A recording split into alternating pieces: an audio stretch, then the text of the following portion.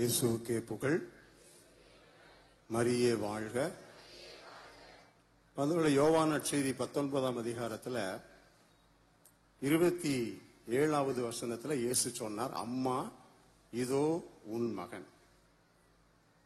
யாரை பார்த்து சொன்னாரு? உங்க எல்லாரையும் தான்.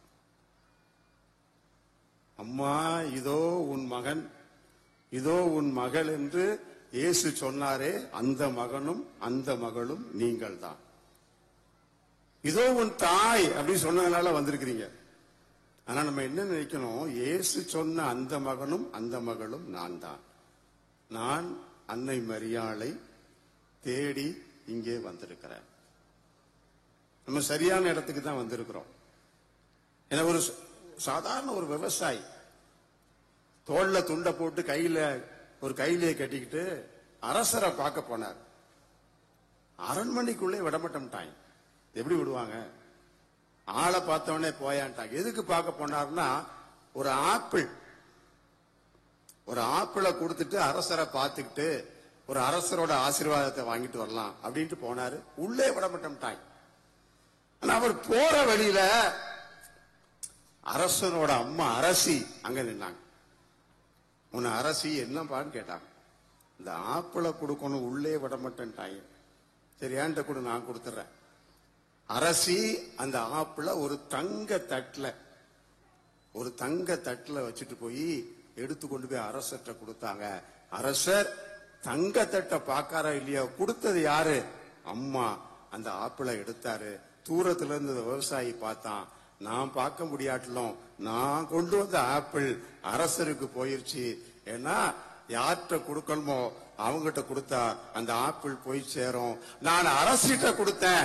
அரசி வழியாக என்னுடைய பரிசு, நான் கொடுக்க வேண்டிய கொடை அரசனுக்கு போய் சேர்ந்தது.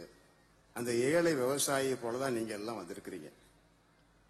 நேர சொன்ன ஆண்டவர் கேட்பாரா இல்லையோ, ஆனா அரசி வழியாக சொன்னால் நிச்சயமாக கேட்பார். இயேசு சொன்னார், 2-3 பேர் எங்கே கூடியிருக்கிறோம் அங்க நான் இருப்பேன் என்று சொன்னார். 1000 கணக்கில் கூடியிருக்கிறார். அப்ப இயேசு நம்ம மத்தியிலே மண்ணுலகில் 2 பேர் நீங்கள் கேட்கும் எதை குறித்து மனம் ஒத்திருந்தால் விண்ணகத்தில் உள்ள தந்தையால் அது உங்களுக்கு அருளப்படும். இங்க 2 பேரா 1000கணக்கானவர் வந்து ஜெபிக்கிறோம். அப்ப நம்ம ஜெபம் நிச்சயமாக கேட்கப்படும். வாழ்க வாழ்க வாழ்க. அங்கிருந்து சத்தம் வரல.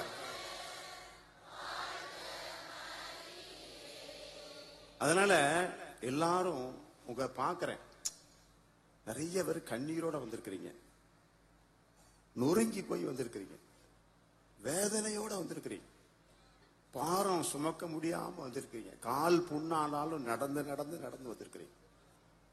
இயேசு ஐயோ மீன் இல்லையே என்று சொன்ன போது படகு நிறைய வலைகள் நிறைய மீனை கொடுத்தார். சாப்பிட ஒண்ணு இல்லைன்னு சொன்னப்ப கூடைகள் நிறைய அப்பத்தை கொடுத்தார்.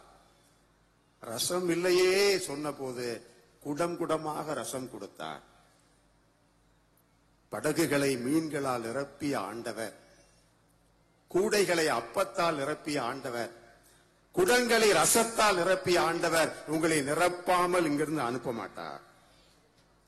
எல்லாரும் ஆண்டவருடைய அருளையும் ஆசீரால் நிரப்பப்பட்டு தான் இங்கிருந்து போக போகிறார்.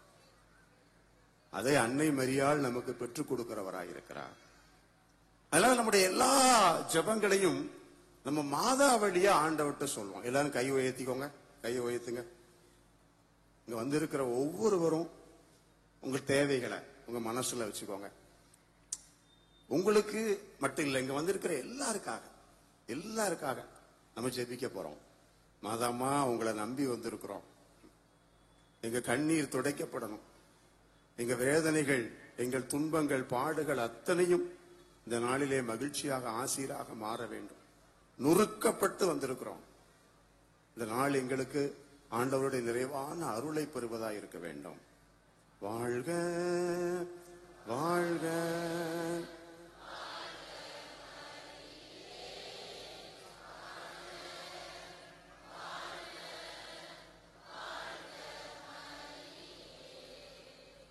நன்கு சகோதர சகோதரிகளே, நமக்காக ஜெபிக்கிறவராக மட்டும் அன்னை மரியாள் இல்லை. அன்னை மரியாளுடைய வாழ்க்கையில பாக்குறோம், இயேசு 5000 பேருக்கு உணவு கொடுத்தார், அங்க மாதா போகல.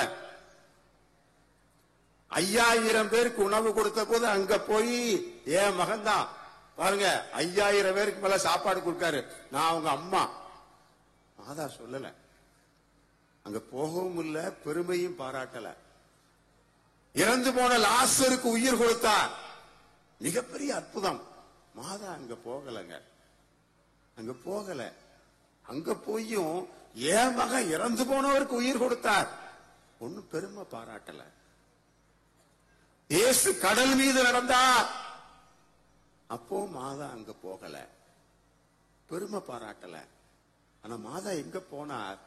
கலாத்தியர் 6ஆம் அதிகாரம் 14வது வசனம், கலாத்தியர் 6:14 சொல்கிறது, மாதா சொன்னாங்க,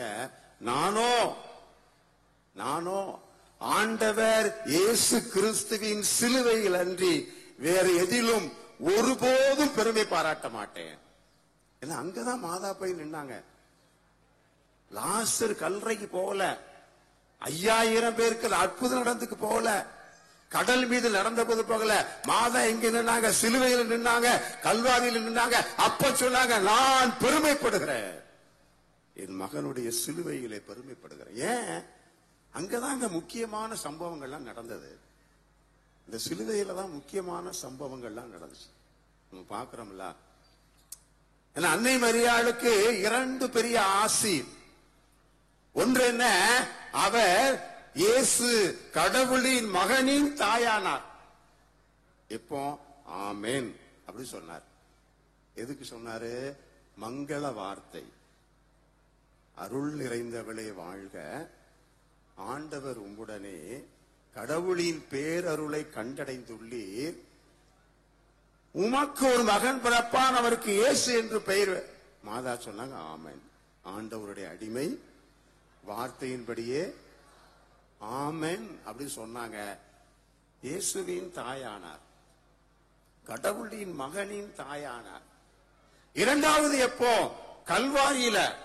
எல்லாம் கவனிக்கணும், கல்வாரியில அங்கேயும் ஒரு வார்த்தை சொல்லப்பட்டது. அந்த வார்த்தைக்கு மாதா ஆமென் சொன்னதுனாலதான் உலக மக்கள், மனுக்குலம் எல்லாருடைய தாயாக மாதா மாறினாங்க. அந்த ஒரு வார்த்தைக்கு ஆமென் சொன்னதுனாலதான் மனுக்குலத்தின் தாய். இதுக்கு முன்னாடி இருந்த உலகம், இனி வரப்போற உலகம், எல்லா உலகத்தின் மனித இனத்தின் தாயானார். ஒரு குழந்தைக்கு தாயானவர் உலகத்துக்கெல்லாம் எப்ப தாயானார் தெரியுமா? லூக்கா நற்செய்தி 23ஆம் அதிகாரத்துல லூக்கா சொல்லுகிறார். மாதா கூடயே வராங்க, இயேசு கூட. எப்ப வராங்க? அவருடைய சிலுவை பாதைகளை அவரை காட்டி கொடுக்கிறார்கள். கற்றூனில் கட்டுண்ட அடிக்கிறாங்க, உடம்பெல்லாம் பாலம் பாலமா பிக்கிறாங்க. இயேசு உடம்பு போறான். பேஷன் ஆஃப் கிரைஸ்ட் படத்துல பார்த்திருப்போம். அப்படியே உடம்பு போற ரத்தம், சதெல்லாம் பிஞ்சு கிடக்கு.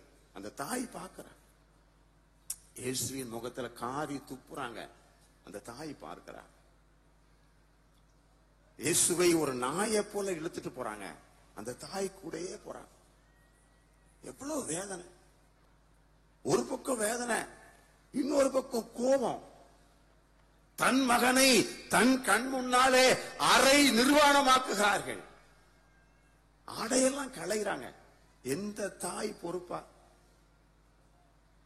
ஒண்ணுமே செய்ய முடியாட்ட கூட மனசுல, ஆண்டவரே இவங்க நாசமா போகும்னா ஒரு தாய் சொல்வா. என் பிள்ளைய இப்படி பாடா படுத்துறவன், நம்ம ஊர் கிராமத்துல மண்ணை அள்ளி எறிவோம். இப்படியே நாசமா போ, கிழக்கால போ, வடக்கால போ, நாசமா போனா சொல்லுவோம். அவ்வளவு வேதனை. மாதாவோட இதயம் சுக்கு சுக்காக கிழிக்கப்பட்டு நொறுக்கப்பட்டு கிடக்கிறார். இனம் புரியாத உணர்வுகள் அவருக்குள்ள, வேதனை, கவலை, அழுகை, கோபம், இவ்வளவு இருக்கிற போது இயேசு சிலுவையில சொல்கிறார், தந்தையே இவர்களை மன்னியும், இவர்கள் செய்வது அறியாமல் செய்கிறார். மாதா ஆமேன் அப்படின்னு சொன்னாங்க. தனக்கு அவ்வளவு வேதனை, கோபம், அத்தனை பேரையும் சாபம் போடணுங்கிற எண்ணம் இருந்தாலும் இயேசு சொன்னார், தந்தையே இவர்களை மன்னியும். அன்னை மரியாள் சொன்னார், ஆமேன், உம்முடைய வார்த்தையின்படியே எனக்கு ஆகட்டும். உடனே இயேசு சொன்னார், அம்மா இதோ உன் மகன், மனுக்குலத்தின் தாயாக நீ உயர்த்தப்படுகிறாய். அதைத்தான் 2 கொரிந்தியர் 2ஆம் அதிகாரத்திலே 10-11வது வசனத்துல பவுல் சொல்கிறார். ஏன்னா நம்ம எல்லாருக்குமே, ஒவ்வொருத்தருக்குமே மன்னிக்க முடியாத காயங்கள் இருக்கும். ஏன்னா எதிர்வினை ஆற்றுவோம். இப்போ நாய் இருக்கு, நாய் படுத்திருக்கு, நாய் வாழை மிதிச்சீங்கன்னா நாய் என்ன செய்யும்? அடிக்கும், உடனே அடிக்கிறீங்க. நீங்க பால் ஊத்தி சோறு போட்டு வளர்த்த நாயா இருந்தாலுமே வாழுல மிதிச்சா, ஏன்னா நாய்க்கு என்ன தெரியும்? மிதிச்சா கடி. நாய்க்கு எதிர்வினை அவ்வளவுதான், மிதிச்சா கடிக்கணும். அப்படித்தான் எதிர்வினை ஆற்ற முடியும், மிதிச்சா கடிக்கணும். ஒரு நாய் எப்பவும் உருன்னு இருக்குன்னு வைங்க, முகத்தை உருன்னு வச்சுக்கிட்டு இருக்கு, அப்ப என்ன அர்த்தம்? எங்கேயோ அடி வாங்கியிருக்குன்னு அர்த்தம், எங்கேயோ வசமா அடி வாங்கியிருக்குன்னு அர்த்தம். அதனால நம்ம சிலர் சொல்லுவோம்ல, இந்த நாய்க்கு வந்த மாதிரி கோபம் வருதுன்னு சொல்லுவோம். நாய்க்கு வந்த மாதிரி, அப்ப என்ன அர்த்தம்? நம்ம அடி வாங்கியிருக்கோம்னு அர்த்தம். எங்கேயோ அடி வாங்கியிருக்கோம், அந்த அடியை உள்ள வச்சுக்கிட்டே இருக்கும், அந்த காயம் உள்ள இருந்துகிட்டே இருக்கு. ஏன்னா காயப்பட்டவர்கள் மற்றவர்களை காயப்படுத்துவார்கள். எப்ப பார்த்தாலும் உருன்னு மூஞ்சி வச்சுக்கிட்டு வள்ளு குலைச்சுக்கிட்டே இருந்தா இந்த நாயை அடி வாங்கியிருக்கு. அது எதிர்வினை ஆற்றுவது, எதிர்வினை ஆற்றுவது. அது மிருக குணம். திட்டினா திட்டுறது, சிரிச்சா சிரிக்கிறது, அது மிருக குணம். ஆனால் அன்னை மரியாள் இயேசுவிட என்ன பார்க்கிறோம்?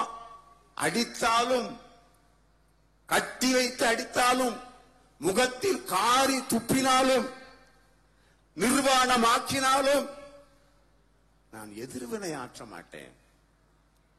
என் ஆண்டவர் என்ன எதிர்பார்க்கிறாரோ அதை நான் ஆற்றுவேன். ஆண்டவர் என்ன எதிர்பார்க்கிறார், அவர் என்ன எதிர்பார்க்கிறாரோ அதை நான் ஆற்றுவேன். 2 கொரிந்தியர் 2ஆம் அதிகாரம் 10-11 பவுல் சொல்கிறார். மாதா சொல்றாங்க, இயேசு சிலுவையில் இருக்கிறாரு, தந்தையே இவர்களை மன்னியும். இயேசு சொல்லிட்டாரு. இப்ப மாதா என்ன சொன்னாங்க? இயேசுவே, பவுல் சொல்றாரு, நீங்கள் ஒருவனை மன்னித்தால் நானும் அவனை மன்னிக்கிறேன். சரியா? நீங்கள் ஒருவனை மன்னித்தால் நானும் அவனை மன்னிக்கிறேன்.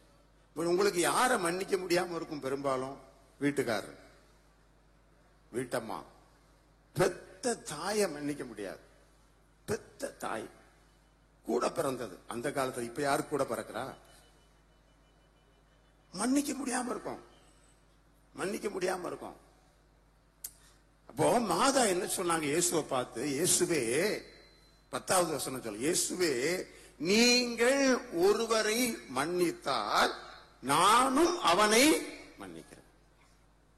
அப்ப நீங்க ஒருத்தரை பார்த்து மன்னிக்க முடியலன்னா என்ன செய்யணும்? இயேசு மன்னிக்கிறார். இயேசு மன்னித்தால், இயேசுவே நீங்கள் மன்னித்தால் நானும் மன்னிக்கிறேன். நீங்க மன்னிக்காட்ட நீங்க இயேசுவோட பெரிய ஆள்னு அர்த்தம். இயேசுவே மன்னிச்சாலும் நான் மன்னி. 2வது என்ன சொல்றார் பாருங்க, அதுல நான் மன்னிக்க வேண்டியது ஏதாவது இருந்தால், நான் மன்னிக்க வேண்டியது ஏதாவது இருந்தால் அதை இயேசுவுக்கு உங்கள் பொருட்டு கிறிஸ்துவின் முன்னிலையில் நான் மன்னித்து விடுகிறேன். மன்னிக்க, யாரையாவது மன்னிக்க முடியாம கஷ்டப்படுறோம்னா இயேசுவின் முன்னிலையில் நான் அவர்களை மன்னித்து விடுகிறேன். முதல்ல என்னது? இயேசு மன்னிப்பதால் நான் அவர்களை மன்னித்து விடுகிறேன். 2வது, அப்படியே மன்னிக்க முடியாம இருந்தால் நான் கிறிஸ்துவின் முன்னிலையில் நான் மன்னித்து விடுகிறேன். அதுக்கு அடுத்த வசனம் 11வது வசனம் முக்கியமான. இயேசு சிலுவையில சாத்தானை ரத்தம் சிந்தி உயிர் கொடுத்து மட்டும் அவர் சாத்தான் மேல வெற்றி கொள்ளல. நல்லா கவனிச்சுக்கோங்க. இயேசு உயிர்த்ததுக்கு காரணம் அவர் கடவுளின் மகன் என்பதால் மட்டும் இல்ல. இயேசு தந்தையே இவர்களை மன்னியும் சொல்லலனா அவர் உயிர்த்திருக்க மாட்டார். நல்லா கவனிங்க. மன்னிக்கிறது சாதாரண விஷயம் இல்ல. இயேசு அவர்களை மன்னிக்காம சிலுவையில இருந்து காரி துப்பி இருந்தார்னு வச்சுக்கோங்க. ஏன்னா வழக்கமா சிலுவைகளை அறையிறவங்க நாக்கெல்லாம் வெட்டிடுவாங்க.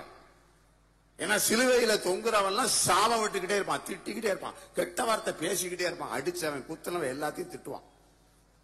அதனால சிலுவையில அரைஞ்சவன் நாக்க வெட்டிடுவானுங்க. இயேசு நாக்க வெட்டல. ஏன்னா வெட்ட தேவையில்லை. அவர் ஒன்னும் பேச மாட்டார், திட்ட மாட்டார், சாபம் போட மாட்டார். ஆனால் இயேசு அப்படி திட்டி இருந்தால், பேசி இருந்தால், சாபம் போட்டிருந்தால், உங்களை மன்னிக்க முடியாது என்று சொல்லியிருந்தால் உயிர்த்திருக்க மாட்டார். அவர் உயிர்க்கவில்லை என்றால் தூய ஆவியானவர் இல்லை, நமக்கு கொடுக்கப்பட மாட்டிருக்கிறார். திருச்சபை கிடையாது. நீங்களும் நானும் இன்றைக்கு இல்லை, ஆண்டவருடைய பிள்ளைகளாக இல்லை. இதெல்லாம் எப்ப நடந்தது? இயேசு சொன்ன ஒரு வார்த்தை, தந்தையே இவர்களை மன்னியும், இவர்களை மன்னியும். அன்பு சகோதர சகோதரிகளே, காலெல்லாம் புண்ணாகி நடந்து வந்திருப்பீங்க. நீங்க நடந்து வந்ததுனால உங்களுக்கு ஆசீர்வாதம் கிடைக்கணும் அப்படின்னு சொன்னா, நீங்க யார இன்னைக்கு மன்னிக்காம இருக்கிறீங்களோ அவங்கள மன்னிச்சிடும். உடல் வருத்த கும்பிடு சேவை போட்டிருக்கிறீங்க, நீங்க செஞ்ச நோன்பு உங்களுக்கு ஆசீர்வாதமா மாறணும் சொன்னா யார மன்னிக்க முடியலையோ அவங்கள மன்னிச்சிருங்க. இல்லனா நீங்க பாத யாத்திரை வந்திருந்தாலும், நீங்க கும்பிடு சேவை போட்டாலும், எவ்வளவுதான் உபவாசம் இருந்து வந்திருந்தாலும் உங்கள் ஜெபம் கேட்கப்படாது. உங்களை ஆண்டவர் மன்னிக்க மாட்டார். இன்னைக்கு நற்செய்தியில கடைசி வசனம் மத்தேயு 18:35 இயேசு சொன்னார், நீங்கள் ஒருவர் மற்றவரை மன்னிக்காவிட்டால் வானக தந்தை உங்களை மன்னிக்கவே மாட்டார். அவர் மன்னிக்காட்ட என்ன ஆகும்? ஆண்டவர் மன்னிக்காட்ட என்ன ஆகும்? இந்த உலகத்திலே நமக்கு வாழ்க்கை ரொம்ப கடுமையான கொடுமையான நரகமாயிரும். நாம் இறந்தாலும் எங்க போவோம்? டைரக்டா பைபாஸ் தேசிய நெடுஞ்சாலை நரகத்துக்கு தான் போவோம். அங்க டோல்கேட் எல்லாம் கிடையாது, நேர நரகம் தான். நீங்க சொல்லலாம், நான் பூசை பார்த்திருக்கேன், ஜெவமால சொல்லியிருக்கிறேன், காமநாயகன்பட்டிக்கு பாத யாத்திரை போத்தனேன், கும்பிடு சேவை போனேன், போ நேர நரகம் தான் உனக்கு. யாருக்கு யாருக்கு யாருக்கு? மன்னிக்காத வேஸ்டுங்க. நீங்க உயிரோட வாழ்ந்தே வேஸ்ட். இயேசு சொன்னார், நான் சொல்லல. நீங்கள் மன்னிக்காவிட்டால் வானக தந்தை உங்களை. அதான் நீங்க நற்செய்தியில பாருங்க, ரெண்டு விஷயம் நடக்கும். ஒண்ணு என்ன? அவர் போய் பாவ சங்கீர்த்தனம் பண்றார், காலில் விழுந்து பாவ சங்கீர்த்தனம் பண்றார். என்ன பண்றாரு? ஐயா நான் தப்பு பண்ணிட்டேன், என்னை மன்னிச்சிருங்கய்யா. உடனே அவர் மன்னிச்சு போடா அப்படின்றார், போன்றார். ஆனா போனவனை திருப்பி பிடிச்சு அடிச்சு கூடாது, சிறைச்சாலையில போடுதான். அப்ப முதல்ல மன்னிப்பு எதுக்கு? மன்னிச்சுக்கோங்கயா அப்படின்னு சொன்னதுனால உடனே மன்னிச்சுட்டார். ரெண்டாவது அதே ஆளை பிடிச்சதுக்கு உள்ள போடுதாங்க, அவர் இன்னொருவனை மன்னிக்காமல் விட்டு விட்டார். அதனாலதான் எல்லா பாவமும் பாவ சங்கீர்த்தனத்துல மன்னிக்கப்படும். நீங்க மன்னிக்காம இருந்தீங்கன்னா உங்கள் பாவம் மன்னிக்கப்படாது. வாழ்க வாழ்க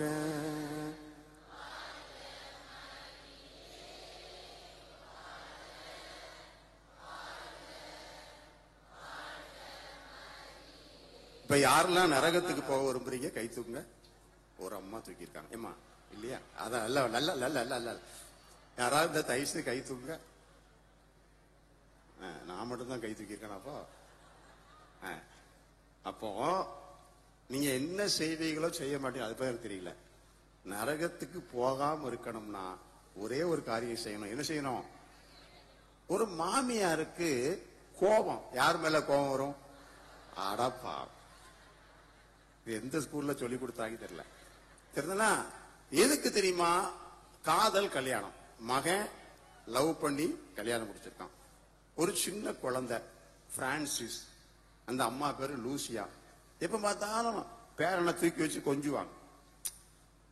ஏன்னா அம்மா இருக்கும் போதே குழந்தை பெற்றுக்கிட்டா பெரிய பாக்கியம். ஏன்னா அம்மா குழந்தைய வளர்ப்பாங்க. மகனும் மருமகளும் வேலைக்கு போயிட்டு லேட்டா தான் வருவாங்க, பிள்ளைய பார்க்க முடியாது. இந்த அம்மா தான் குழந்தைய எப்பவும் பார்த்து, அதனால பேர மேல உயிரே வச்சு. மகனுக்கும் மருமகனுக்கும் சண்டை வந்துருச்சு. மருமகளுக்கும் மகனுக்கும் சண்டை, எப்ப பார்த்தாலும் சண்டை. அந்த சண்டை முத்தி போய் மருமகா சொன்னா, நான் டைவர்ஸ் வாங்க போறேன். இன்னைக்கு டைவர்ஸ் வாங்குறது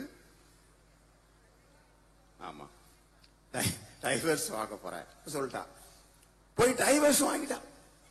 டைவர்ஸ் வாங்கினது மட்டும் இல்ல, மகன் என் கூட தான் இருக்கணும், மகனையும் தூக்கிட்டு போயிட்டான். அது மட்டும் இல்ல, எனக்கு ஜீவனாம்சம் வேணும்னு மாசம் மாசம் காசு வாங்கிட்டான். மகன் கையெடுத்து கும்பிடுறான், ஏம்மா வேண்டாம்மா, போகாதம்மா, உனக்கு பிடிக்கலையா அம்மா வீட்டுல போய் கொஞ்ச நாள் இருந்துட்டு வா, ஒரு மாசம் இரு, ஒரு வருஷம் கூட இருந்துக்கோ, ஆனா டைவர்ஸ் வாங்காத, இனி நான் உன் கூட வாழ. புரிஞ்சாச்சு. இப்ப அம்மாவுக்கு மாமியாருக்கு பெரிய கவலை. ஏன்? பேரனை கொண்டு போயிட்டான். அவன் பிரிஞ்சு போன உடனே இவன் குடிகாரன் ஆயிட்டான். என்ன, இவன் வாழ்க்கையெல்லாம் யார் மேல வச்சிருக்கான்? வீணா போன பொண்டாட்டி மேல வச்சிருக்கான். அவ போனதும் இவனுக்கு வாழ்க்கையே போச்சு, குடிக்க ஆரம்பிச்சிட்டான், ஒரே குடிகாரன் ஆயிட்டான். அது வேற இந்த அம்மாவுக்கு சோகம். அப்ப கோபமெல்லாம் இப்ப யார் மேல இருக்கு? மருமகா மேல இருக்கு.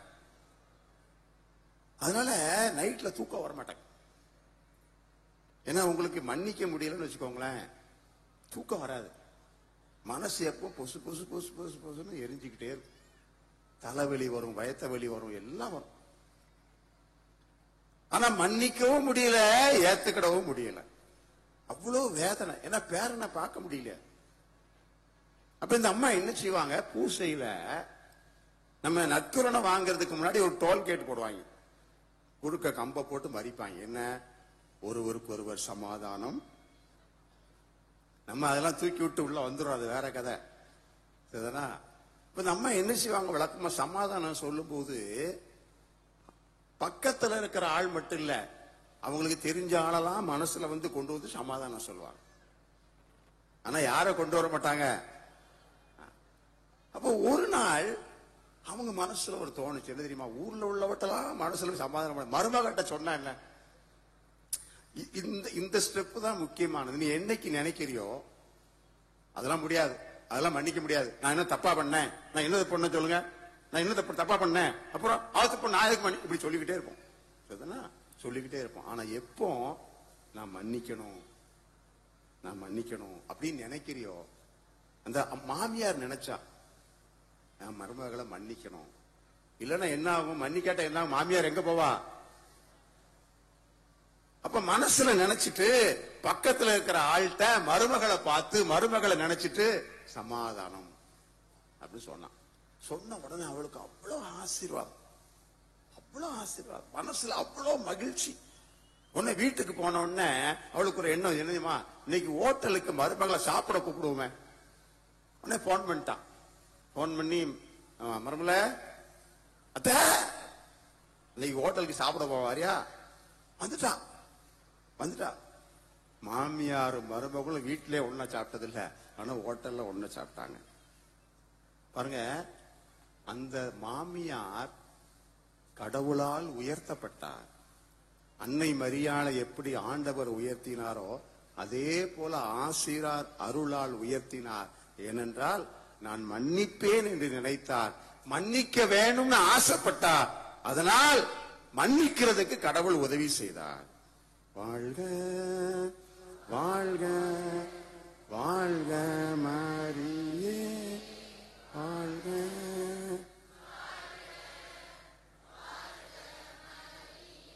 ஏன்னா பைபிள்ல என்ன சொல்லுது? நீ மன்னிக்காட்ட, நிறைய நாள் கேள்விப்பட்டிருப்போம், நீ மன்னிக்காட்ட என்ன நடக்குமா? மத்தேயு மார்க்கு 11ஆம் அதிகாரம் சொல்லுகிறது, ஆண்டவர் உன்னை மன்னிக்க மாட்டார். இரண்டாவது சொல்லுது, நீ மன்னிக்காவிட்டால் ஆண்டவர் உன் ஜெபத்தை கேட்க மாட்டார். நீ மன்னிக்காவிட்டால் உன் காணிக்கையை ஆண்டவர் ஏற்றுக்கொள்ள மாட்டார். நீ மன்னிக்காவிட்டால் உன் பலியை ஏற்றுக்கொள்ள மாட்டார். என்ன பலி? பூச பலி. பூச கருத்தெல்லாம் கொடுக்கமா? வேஸ்ட். 150 ரூபாய் எழுதுனது வேஸ்டா போச்சு. சரிதானா? உன் காணிக்கை ஏற்றுக்கொள்ளப்படாது, உன் பலி ஏற்றுக்கொள்ளப்படாது, உன் ஜெபம் ஏற்றுக்கொள்ளப்படாது. அப்புறம் எதுக்கு இவ்வளவு தூரம் நடந்து வந்திருக்கணும்? இவ்வளவு தூரம் கஷ்டப்பட்டு வந்திருக்கணும்? அதனாலதான் நமக்கு எல்லா ஜபங்களிலும், எல்லா பலியிலும், எல்லா தியாகத்திலும் அன்னை மரியாளுக்கு, இயேசுவுக்கு கல்வாரியில உயர்வு கொடுத்ததுனா நான் அவர்களை மன்னிக்கிறேன். எல்லாரும் கைகளை உயர்த்துங்க, கைகளை உயர்த்துங்க. ஆமா, மாதாவும் இயேசுவும் இங்க இருக்காங்க, கல்வாரியில இருக்காங்க. கண்ணை மூடுங்க. யாரு உங்க மனசுல அப்பப்ப வந்து வந்து வந்து வந்து உங்கள்கிட்ட திட்டு வாங்கிக்கிட்டு, யார நீங்க சாபம் போட்டுக்கிட்டு, யார மன்னிக்க முடியாம இருக்கிறீங்க? அப்படியே ஆண்டவர்கிட்ட கேளுங்க. ஆண்டவரே, நான் மன்னிக்கணும்பா, எனக்கு உதவி செய்யுங்களேன். என்னால மன்னிக்க முடியல ஆண்டவரே, நான் மன்னிக்கணும்னு ஆசைப்படுறேன், எனக்கு மன்னிக்கிறதுக்கு உதவுங்களேன். மாதா மன்னிக்கிறதுக்கு நீங்க உதவி செஞ்சீங்களே, எனக்கு உதவி செய்யுங்க ஆண்டவரே. நான் மன்னிக்காட்ட நரகத்துக்கு போயிருவேன், மன்னிக்காட்ட என் காணிக்கை ஏற்றுக்கொள்ளப்படாது. ஆண்டவரே, மன்னிக்க கூடிய மனசு எனக்கு தாங்க. எல்லாரும் சொல்லுங்க, இயேசுவே, நீர் எங்களுக்காக பலியானீர். இயேசுவே, என்னை மன்னியும். இயேசுவே, நான் யாரோடு பேசாமல் இருக்கிறேனோ, நான் யாரை மன்னிக்க முடியாமல் இருக்கிறேனோ அவர்களை நான் இப்போது மன்னிக்கிறேன். இயேசுவே, உன் முன்னிலையில் நான் மன்னிக்கிறேன். அம்மா மாதாவே, உங்கள் முன்னிலையில் நான் மன்னிக்கிறேன். மன்னிப்பின் ஆசீர்வாதத்தை எனக்கு தாரும். எனக்கு இருந்த எல்லா தடைகளையும் எடுத்து போடும். வாழ்க வாழ்க.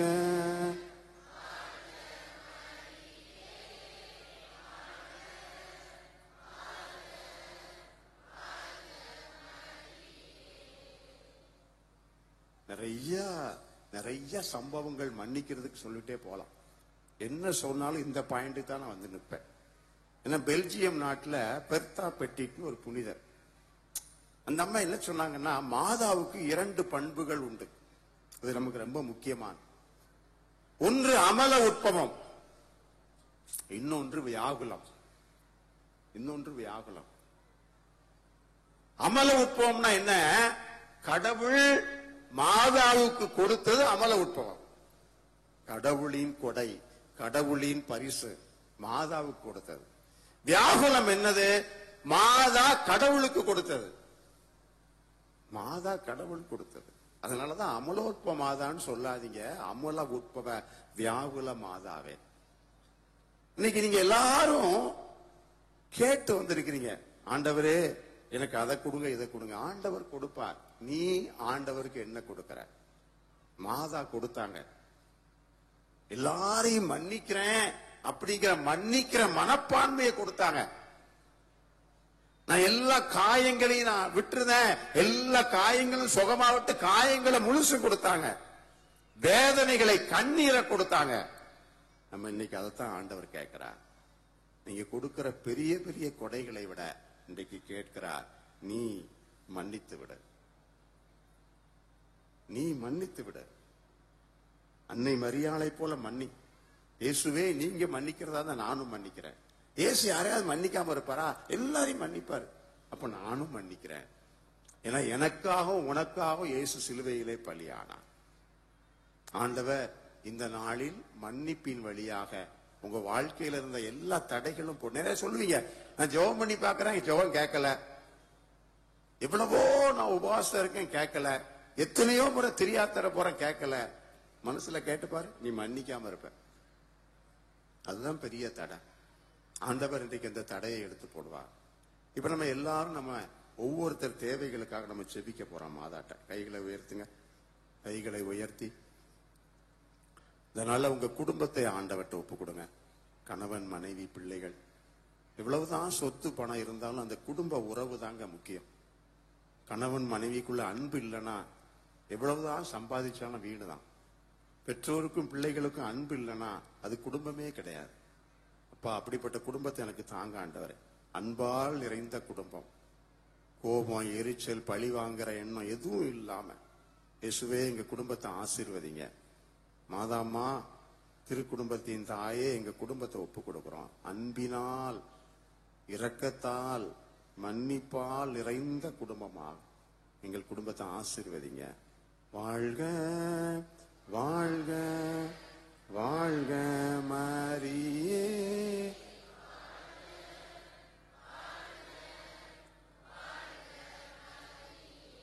கையை கிளப்பிடுங்க. இப்ப நம்ம பிள்ளைகளுக்காக ஜெபிக்க போறோம். உங்க ஒவ்வொரு பிள்ளைகளுக்காக.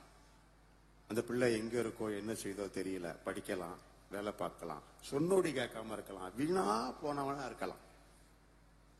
ஆனா மாதாட்ட கொடுங்க. இயேசு வளர்த்தது போக உங்க பிள்ளைய மாதா வளர்ப்பாங்க. கைகளை உயர்த்தி உங்க பிள்ளைகளை ஒப்பு கொடுங்க. யாரு சொன்னாலும் கேட்க மாட்டாங்க, யாருக்கும் கீழ்ப்படிய மாட்டாங்க, வீணான பாதையில போய்கிட்டு இருக்கான்.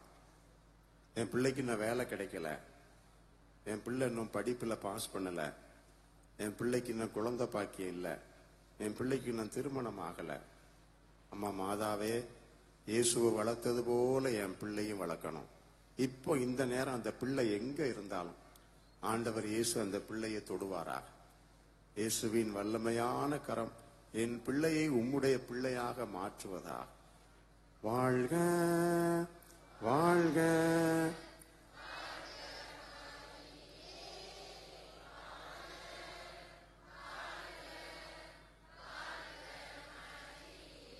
நான் ஏன் எல்லாரும் சேர்ந்து ஜெபிச்சா அந்த ஜெபத்துக்கு வல்லமை உண்டு. ஒரே மனசோட அவ்வளவு பேர். இப்ப நம்முடைய குடும்பத்தினுடைய உழைப்பு, தொழில், சம்பாத்தியம் எல்லாத்துக்காக ஜெபிக்க போறோம். கைகளை உயர்த்திக்கோங்க. எல்லா கடன் பிரச்சனைகள், குடும்பத்தில் இருக்கிற கடன் பிரச்சனைகள், கானா ஊர்ல குடங்களை எல்லாம் ரசத்தால் நிரப்பிய ஆண்டவர் நம் குடும்பத்தை ஆசீர்வாதத்தால நிரப்பணும். எவ்வளவு உழைச்சாலும் ஒன்னும் மிச்சமும் இல்லை, சந்தோஷமும் இல்லை, நிம்மதியும் இல்லை. ஆண்டவரே, எங்க குடும்பத்தின் உழைப்பை ஆசீர்வதிங்கப்பா. பிள்ளைகளை படிக்க வைக்கணும், புது வீடு கட்டணும், எங்க குடும்பத்துக்கான தேவைகள் எல்லாம் சந்திக்கப்படணும். வறுமை, தரித்திரம், கடன் எங்கள் குடும்பத்தை விட்டு போகட்டும். கானாவூரை போல இது எங்கிருந்து வந்தது என்று கேட்கிற ஆசீர்வாதம் எங்க ஒவ்வொரு குடும்பத்துக்கு வேணும். மாதாமா, உங்க கையில ஒப்பு கொடுக்கிறோம். எங்கள் குடும்பத்தின் உழைப்பையும் தொழிலையும் ஆசீர்வதிங்க. வாழ்க வாழ்க வாழ்க மரியே.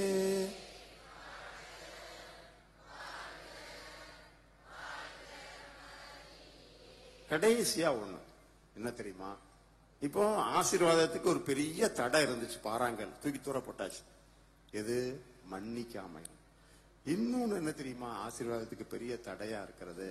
மாதாவுக்கு பிடிக்காத காரியம் என்ன தெரியுமா? இங்க வந்திருக்கிற பல கேசுகள் ஜோசியக்காரன்ட்ட போறது, மந்திரவாதிட்ட போறது. சொல்றது மாதா பிள்ளை, ஆனா நீ யார் பிள்ளை? சாத்தானோட பிள்ளை. நீ சாத்தானோட பிள்ளை. ஜோசியக்காரன், மந்திரவாதி, கயரை வாங்கி கட்டிக்கிறது, குறி கேட்க போறது, உனக்கு யாராவது பிடிக்கலன்னா உன்னை ஏவி விடுறது. ஆனா யாரு நீ? மாதா. மாதா உன்னை கையில வைக்கணும்னு ஆசைப்படுதாங்க. ஆனா மாதா உன் தலையில மிதிக்கிற மாதிரி நீ கீழே விழுந்து கிடக்க. சோசியக்காரன்ட்ட, மந்திரவாதிட்ட போறவன் சாத்தானோட பிள்ளை. அதுக்கு பேரே சாத்தான் வழிபாடு. நீ சாத்தான்ட்ட போனா, சோசியக்காரன்ட்ட போனா, மந்திரவாதிட்ட போனா நல்லா இருக்கும், ஆசீர்வாதம் வரும். ஆனா சாத்தான் யாருக்கு ஆசீர்வாதத்தை கொடுக்க மாட்டான். ஆசீர்வாதத்தை கொடுக்கிற மாதிரி கொடுத்து உன்னை சோழிய முடிச்சிருவான். யோவான் 10:10 சொல்லுகிறது, அழிப்பான், கொல்லுவான், திருடுவான். நானும் வாழ்வு தரும்படியாக வந்தேன். பைபிள் என்ன சொல்லுகிறது? நம்ம பார்த்து மூஞ்சிய சுழிப்ப, மூக்க பொத்துவோம். அருவருப்பா இருக்கு தெரியுமா? கடவுளுக்கு யார் அருவருப்பானவர்கள் தெரியுமா? உன்னைய பார்த்தாலே ஆண்டவர் மூஞ்சிய சுழிச்சிருவார். யார் தெரியுமா? நம்ம இணைச்சட்ட நூல்ல 18வது அதிகாரம், லேவியர் ஆகமம் 19வது அதிகாரம் 31வது வசனம், பில்லி சூனியம் பார்க்க வேண்டாம், குறிகாரத்தை போக வேண்டாம். இந்த கையை காமிக்கிறது, காலை காமிக்கிறது, மூஞ்சியை காமிக்கிறது, குறிகாரத்தை போக வேண்டாம். அவர்களை தேடி தீட்டாக வேண்டாம். அப்படி செய்தால் குறி கேட்கிறவன், மாய வித்த போகிறவன், ஏவி விடுதவன்.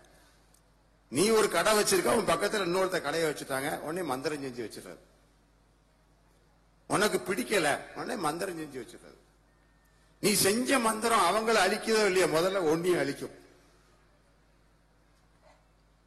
அதான் இணை சட்ட நூல் 18ஆம் அதிகாரம் 10வது வசனம் சொல்லுகிறது, தீ மிதிக்கிறவன், குறிபார்க்கிறவன், நாள் பார்க்கிறவன், சகனங்களை நம்புகிறவன், சூனியக்காரன், மந்திரவாதி, ஏவி விடுகிறவன், மாயவித்தைக்காரன், இறந்தவர்களிடம் குறி கேட்கிறவன் உங்களுடைய இருத்தலாகாது. அப்படி இருந்தால் அப்படி செய்கிறவன் ஆண்டவருக்கு அருவருப்பானவன். அவர் தன் முன்னிலையில் இருந்து அவனை தள்ளி விடுவார். அவரை தள்ளி விடுவார். நிறைய மாதா பிள்ளைன்னு சொல்றதெல்லாம் சாத்தான் பிள்ளையாத்தான் இருக்கு. தலைமுறை தலைமுறையா உனக்கு தண்டனை கிடைக்கும். ஏன்னா இந்த உலகத்துல நீ ஜோசியக்காரன் சாத்தான்ட்ட போனா நீ செத்த பிறகு சாத்தா இருக்கிற இடத்துக்கு தான் போவ. இந்த உலகத்துல ஆண்டவரோட மாதாவோட இருந்தா நீ செத்த பிறகு மாதாட்ட போவ. பாருங்க, இந்த உலகத்துல உனக்கு ஆசீர்வாதம் கிடைக்காது. இங்க என்ன இளவு இருக்குன்னு அங்க போற, அவன்கிட்ட போய் என்ன கிடைக்க போதும்? ஜோசியம் பார்க்கறது, மந்திரவாதம் கேட்டா நாங்க மாதா, பரலோக மாதா பிள்ளை, விளக்கு மாத்தால அடிக்கிறோம். பரலோக மாதா பிள்ளையா? பரலோக மாதா பிள்ளை ஜோசியக்காரன்ட்டையும் மந்திரவாதிட்டையும் போவாங்க? இந்த காமநாயக்கப்பட்டி ஊர்லயே மாறி மாறி மந்திரம் செஞ்சு எத்தனை குடும்பம் அழிஞ்சிருக்கு தெரியுமா? மாதாவுக்கு தெரியாது நினைக்கிறியா? எச்சரிக்கையா இருந்துக்கோ. உன் தலைமுறை அழிஞ்சு போகும். உன் தலைமுறை அழிஞ்சு போகும். நீ எடுக்கிற எல்லா பக்தி முயற்சி, நீ எடுக்கிற எல்லா கும்பிடு சேவை, நீ ஜெபம் பண்றது எல்லாம் வேஸ்ட். ஏன்னா நீ சாத்தான் பிள்ளை. மாதா உன்னைய காலில் போட்டு மிதிப்பாங்க. சாத்தானின் தலையை நசுக்க வந்த மாதிரியா மாதா உன்னை கையோட மார்போட அணைக்க ஆசைப்படுதாங்க. நீ எதுக்கு ஜோசியக்காரன் மந்திரவாதிட்ட போகணும்? என்னது மாதாட்ட உனக்கு கிடைக்கல சொல்லு. மாதா வல்லமையானதா, ஆசீர்வாதமானதா? ஜோசியக்காரனும் மந்திரவாதி ஆசீர்வாதமா? ஆசீர்வாதத்துக்கு தடையா இருக்கு. ஏன்னா நிறைய பேர் நினைப்பாங்க, எப்படி இருந்தாலும் மாதா ஆசீர்வதிக்கவே மாட்டாங்கப்பா. எப்படி இருந்தாலும் கிடையாது. வாழ்க்கையை வீணாக்கிட்டு இருக்கு நிறைய பேர். நான் யாரையும் மன்னிக்க மாட்டாங்கன்னா ஆசீர்வாதம் கிடையாது. நான் ஜோசியக்காரன்ட்டே போய் மந்திரம், ஆசீர்வாதம் கிடையாது. நல்லா தெரிஞ்சுக்கோ. இவ்வளவு நாள் வாழ்க்கையை வீணாக்குனது போதும், இனி வீணாக்க வேண்டாம். நான் ஜோசியக்காரன்ட்டையும் குறி கேட்கறன்னையும் மந்திரவாதிட்டையும் நான் இனிமே போக மாட்டேன். எனக்கு எல்லாமே ஆண்டவர் இயேசு மட்டும் தான். கைகளை உயர்த்துங்க. அப்படி இடுப்புல கட்டின கயிறு எங்கேயாவது இருந்துச்சுன்னா, மந்திரவாதி கொடுத்த தாயத்து ஏதாவது இருந்துச்சுன்னா, உன் வீட்டுல இருந்துச்சுன்னா போய் அந்த புசாசம் முதல்ல வெளியே தூக்கி போடணும். உன் வீட்டுல இருந்துச்சுன்னா மாதா அங்க இருக்க மாட்டாங்க, சாத்தான் தான் உன் வீட்டுல இருப்பான். நல்லா தெரிஞ்சுக்கோ. எது எது உன் வீட்டுல உன் கையில உடம்புல இருக்கோ முதல்ல கட்டி தூக்கி எறி. நீ சாத்தான் பிள்ளையா இருக்காத, மாதா பிள்ளையா மாறு. எல்லாம் கைகளை வருத்தி, அம்மா மாதாவே, சத்தம் பத்தாது, அம்மா மாதாவே, நான் உமக்கே சொந்தம். என் வாழ்விலும் என் குடும்பத்திலும் மந்திரவாதமும் சாத்தான் வழிபாடும் இனி ஒருபோதும் இல்லை. நான் சாத்தானுடைய பிள்ளை இல்லை. என்னை மன்னியும். நான் மரியாளின் பிள்ளை. என்னை மன்னியும். இயேசுவின் இரத்தத்தால் என்னை என் குடும்பத்தையும் கழுவும். ஆண்டவர் இயேசு உலக மீட்பர். அவரால் முடியாதது ஒன்றுமில்லை. அம்மா மாதாவே, இயேசுவை வளர்த்தது போல என்னையும் உம்முடைய அன்பு பிள்ளையாக வளர்த்தரலாம். அருளறிந்த மரியே வாழ்க. ஆண்டவர் உம்முடனே.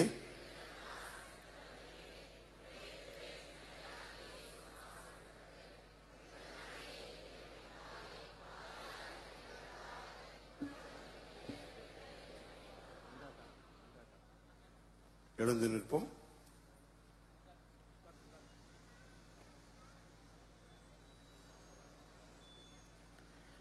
அன்புக்குரியவர்களே, இப்பொழுது ஏற்கனவே நாம் ஜெபித்துக் கொண்டிருக்கிறோம், இறையருளை வேண்டிக் கொண்டிருக்கிறோம்.